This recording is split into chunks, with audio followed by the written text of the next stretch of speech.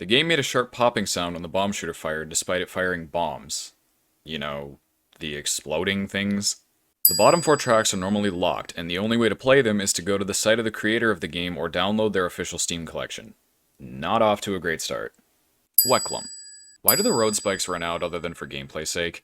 If I put a thumbtack on the ground and popped a balloon over it, I'm pretty sure the thumbtack would suffer little to no damage, yet apparently 10 balloons are enough to destroy an entire group of spikes, let alone one.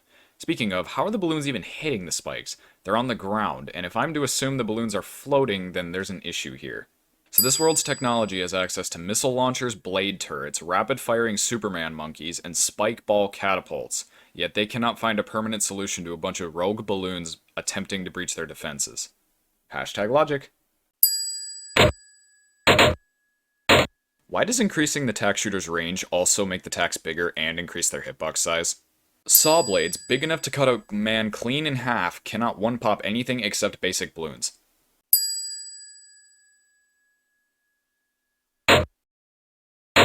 I don't know what's worse, the boomerangs actually popping the balloons instead of bouncing off of them, or the idea of a monkey throwing a boomerang at a balloon. Actually, that's kind of funny sounding. Thermite boomerangs.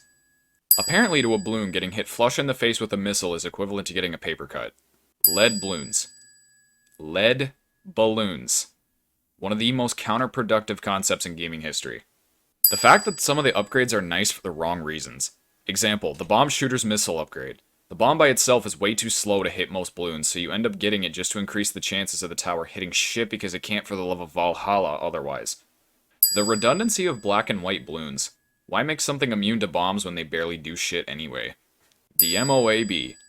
In other games it's pretty underwhelming. In this game it's like God himself rained judgment upon you in the form of a blimp.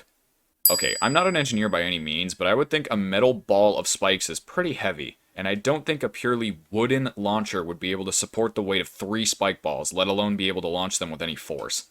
This might be part of the reason why the MOABs are so strong in this game, but none of the towers available can pop more than 1 layer of balloon at a time, and that's horrendous for doing tons of damage quickly, which is what is needed to counter MOABs, so the only thing that ends up getting the job done is either a super monkey or endless spamming, and a super monkey isn't even that effective.